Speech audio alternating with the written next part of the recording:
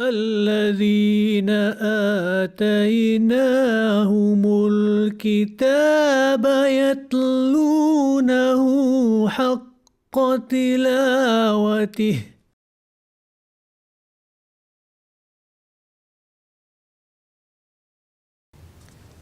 Bismillahirrahmanirrahim. Chers téléspectateurs, assalamu alaikum wa rahmatullahi wa barakatuh.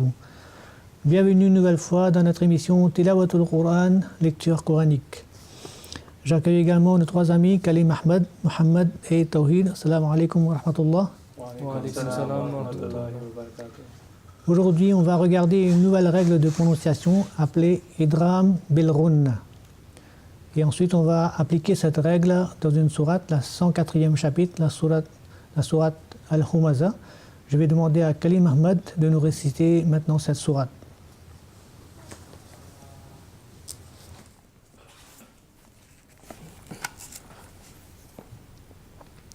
أعوذ بالله من الشيطان الرجيم بسم الله الرحمن الرحيم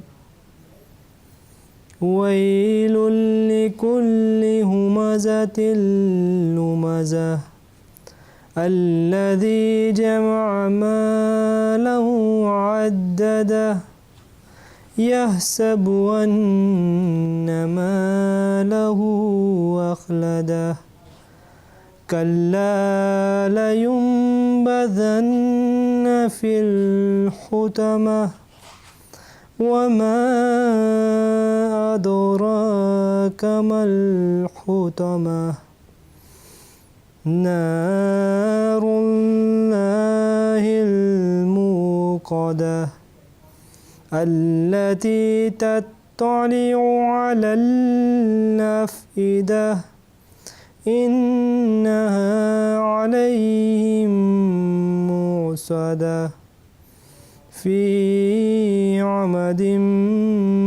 ممددة. Pour cette récitation.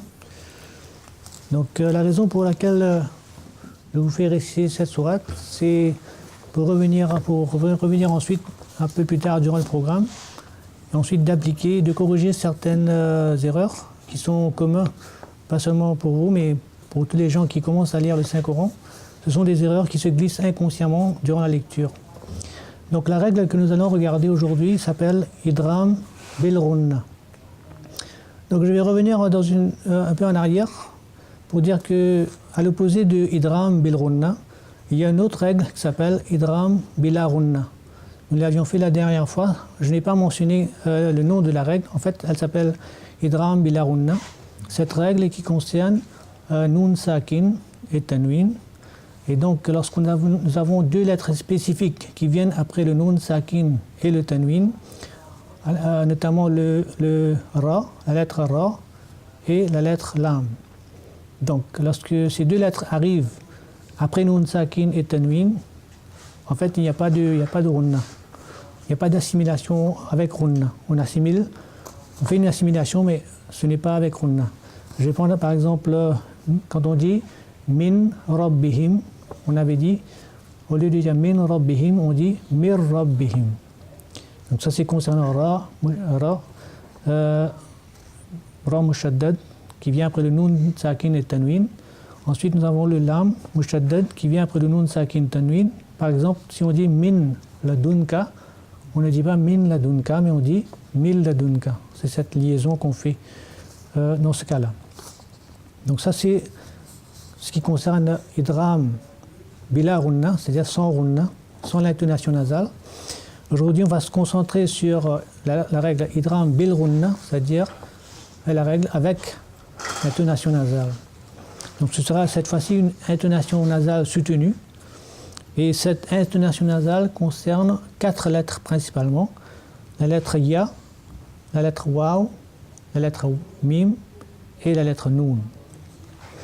Donc que veut dire d'abord Idram? Est-ce que vous avez une petite idée de ce que c'est que Idram? Et ça veut dire mélanger. Mélanger, oui.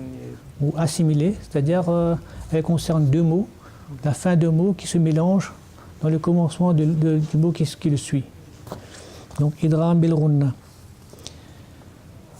Donc une façon très simple de se mémoriser, de se mémoriser des lettres qui concernent, qui sont concernées, c'est-à-dire le ya, waw, mim et nun, on va dire yumin, yumin.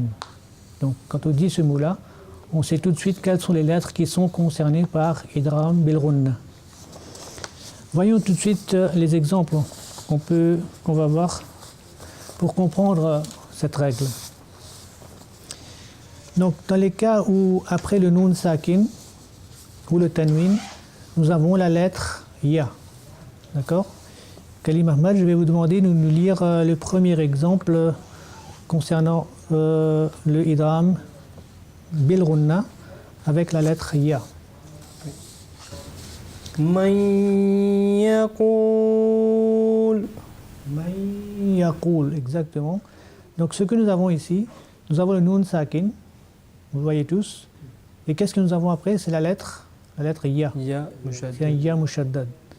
Donc dans ce cas-là, on applique le ghunna d'une façon soutenue, cette intonation nasale soutenue.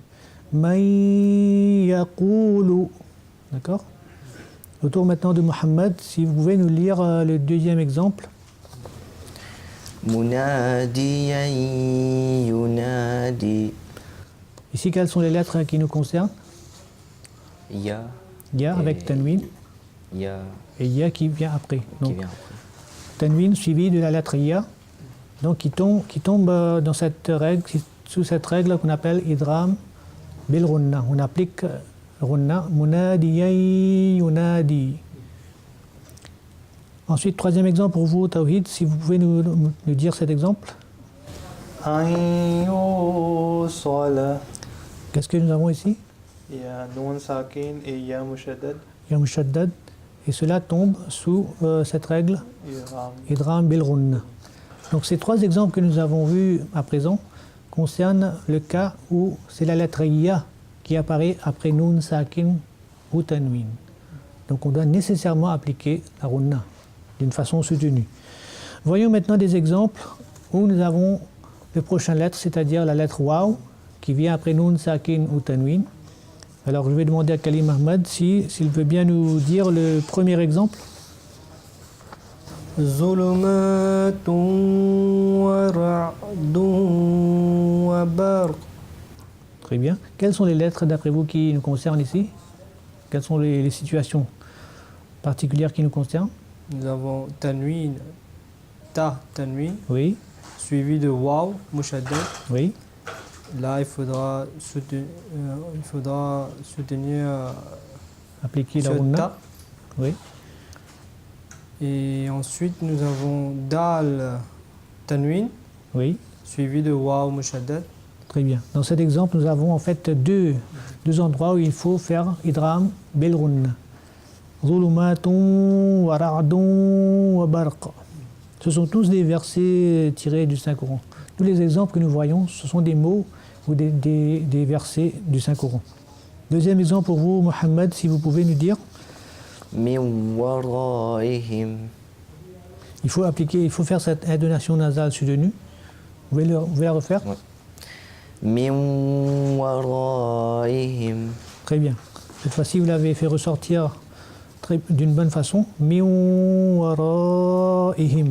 Nun sakin, suivi de la lettre waw. Dernier exemple concernant idram bil ghunna avec waw. Pour vous, Tawhid. ووالد وما ولد. Très bien. Ici, nous avons dal sakin. Nous avons kasratain, suivi de la lettre waw. On va dire wa walidin wa ma walad. Très bien. Donc, vous arrivez à saisir le sens de cette règle? Très bien. Nun sakin et tanwin, suivi des lettres spécifiques qu'on a vu tout à l'heure. Donc maintenant, des exemples concernant les cas de figure où il y a la lettre mim qui vient après nun sakin ou tanwin. Toujours, je vais commencer par Kalim Ahmed de nous donner le premier exemple dans ce cas de figure. هدى من ربهم. Très bien. Ici, qu'est-ce que nous avons?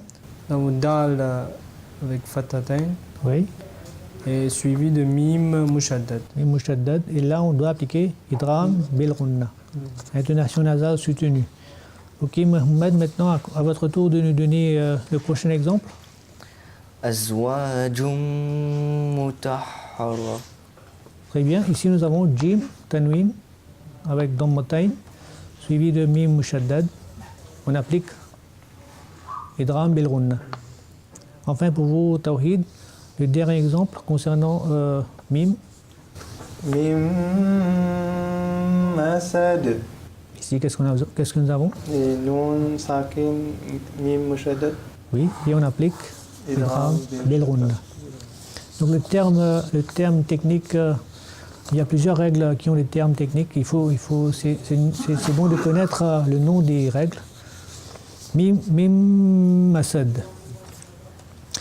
Enfin, le dernier exemple, le dernier cas de figure où nous avons la lettre Noun, cette fois-ci, qui arrive après Noun Sakin et Tanwin. Kalim Ahmed, est-ce que vous pouvez commencer par nous donner le premier exemple? Rasulan Nabiyya. Qu'est-ce qui nous concerne dans ce verset? Ces deux mots? Nous avons Tanwin, Lam Tanwin, qui Oui. est suivi par Nun Mushaddad. Noun Mushaddad, Et là, on va appliquer une intonation nasale forte. c'est-à-dire Idram Bil Ghunna. Idram Bil Ghunna. Mohamed, à votre tour maintenant de nous donner le prochain exemple. وما لهم من ناصرين. D'après vous, qu'est-ce qui nous concerne dans ce verset-là? نون Noun Sakin, نون ساكن نون Noun مشدد. Mushaddad, et on applique Idram Bil Ghunna. Tawhid, pour vous enfin, dernier exemple. Yawma'idhin na'imah. Dites-nous ce qui, pardon, dites-nous ce qui nous concerne dans ce verset. Zal Tanwin et Nun Mushaddad. Dal Tanwin, effectivement, et Noun Mushaddad, et on applique Et Idram Bil Ghunna. Donc ce sont là les quatre lettres qui sont concernées par Idram Bil Ghunna. À l'opposé de Idram Bil Ghunna, nous avons Idram Bila Ghunna. Et les lettres qui sont concernées sont Ra et Lam, que lorsqu'ils viennent après Nun Sakin ou Tanwin, il n'y a aucune intonation nasale. Il y a simplement une assimilation qui se fait. Et donc, donc nous avons vu Idram Bil Ghunna et Idram Bila Ghunna. Est-ce que vous avez des questions concernant cela? Pas de questions? Vous avez saisi complètement le sens de l'application? Oui. Très bien. Alors je vais maintenant vous donner un petit truc pour se rappeler des lettres qui sont concernées par Idram en général, que ce soit Idram Bila Ghunna ou sans Ghunna. Si vous vous souvenez du mot Yarmaloun, donc les 6 lettres font partie de cette famille qu'on appelle Idram, sans Ghunna ou avec Ghunna. Le Lam et le Ra sont Idram Bila Ghunna, et Ya, Waw, Mim, Nun sont les lettres sur lesquelles on applique Ghunna, Idram Bil Ghunna.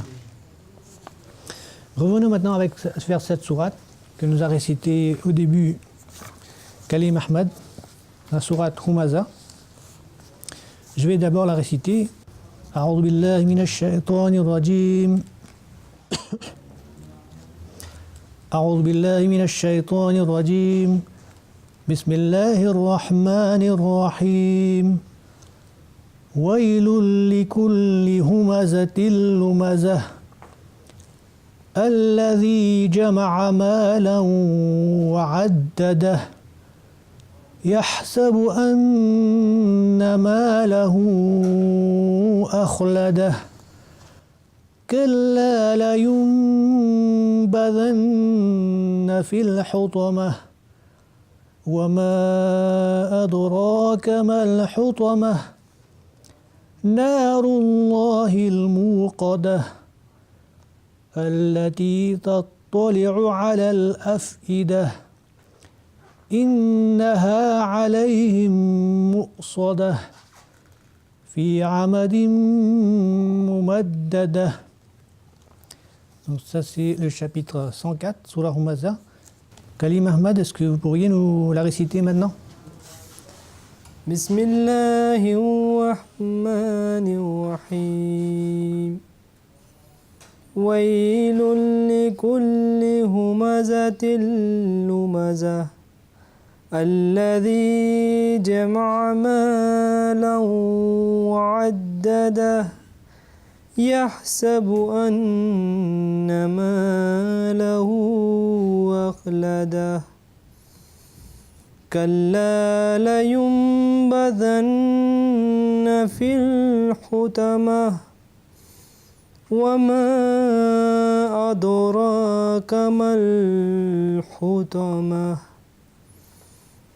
نار الله الموقدة التي تطلع على الأفئدة إنها عليهم مؤصدة في عمد ممددة. Jazakumullah pour cette récitation. Au tour maintenant de Mohammed de nous réciter cette sourate. أعوذ بالله من الشيطان الرجيم بسم الله الرحمن الرحيم ويل لكل همزة لمزة الذي جمع مالا وعدده يحسب أن ماله أخلده كلا لينبذن في الحطمة وما أدراك ما الحطمة نار الله الموقدة التي تطلع على الأفئدة إنها عليهم مؤصدة في عمد ممددة. Jazakumullah pour cette récitation. Il y a quelques petites remarques que je voudrais dans le verset, dans le 8e verset. Vous avez Allati tattali'u ala al-af'ida. En fait, il s'agit ici de la lettre Hamza. Et donc, ce n'est pas une lettre, c'est une lettre qui ressemble à la lettre Ain. En fait, on la prononce comme un alif. Donc, on va dire af'ida. D'accord? Donc, je vais maintenant me tourner vers Tawhid pour la dernière récitation. Ensuite, on va poser quelques questions en général. Allez-y, Tawhid.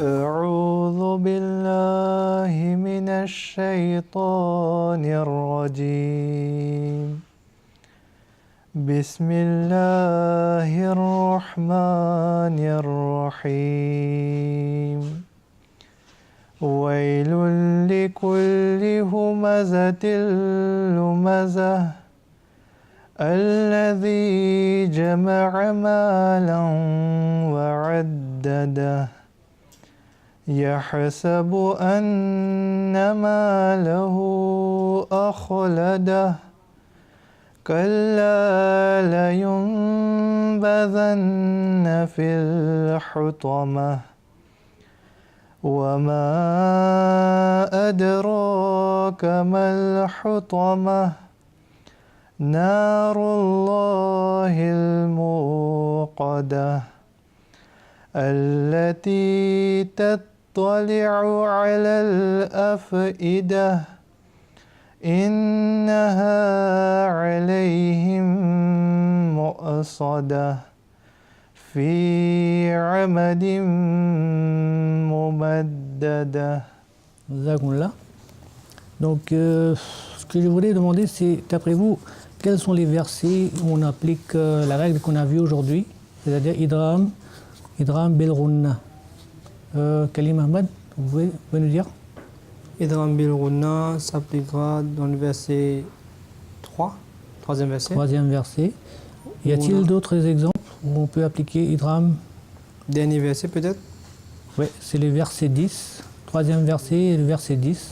Vous êtes d'accord avec ça? Effectivement, ces deux versets concernent Idram bil-Ghunna. Alladhi jama'a malan wa addada. Donc dans le premier verset, dans le troisième verset, qu'est-ce que nous avons? Nous avons lam suivi de lam tanwin suivi de waw mushaddad. Très bien. Et Tawhid, d'après vous, qu'est-ce que nous avons? Qu'est-ce qui nous concerne dans le dernier verset? Et dal, tanwin, mim, mushaddad. Exact, effectivement. Fi amadim mumaddada. Donc c'est une règle, comme toutes les autres règles que nous avons jusqu'ici, ce sont des règles simples à maîtriser. Donc il s'agit simplement d'identifier correctement là où on doit appliquer. Quand je dis simple, parfois on arrive, c'est tellement simple qu'on a inconsciemment on oublie ça, des fois l'application des règles. Par exemple, nous avons aussi des cas où nous avons le nun mushaddad, le cinquième verset. Kalla la yumbadanna fil hutama. Ici nous avons le nun mushaddad, on applique le ghunna. Nous avons également de le même verset où on a appliqué iqlab. Kalla la yumbadan. Nous avons nun sakin suivi de la lettre ba. Donc on doit appliquer iqlab. Donc c'est une question de pratique. Donc je vais vous demander de réviser les règles que nous avons fait jusqu'ici afin de mieux maîtriser la lecture du Saint-Coran. Donc notre programme tire à sa fin. J'espère que ça vous a plu. Oui? Oui. D'accord. Donc l'exercice pour vous consistera de réviser les règles que nous avons couvertes jusqu'ici. Chers téléspectateurs, nous arrivons à la fin de notre émission. Je vous dis la prochaine fois. Assalamu alaikum wa rahmatullahi wa barakatuhu.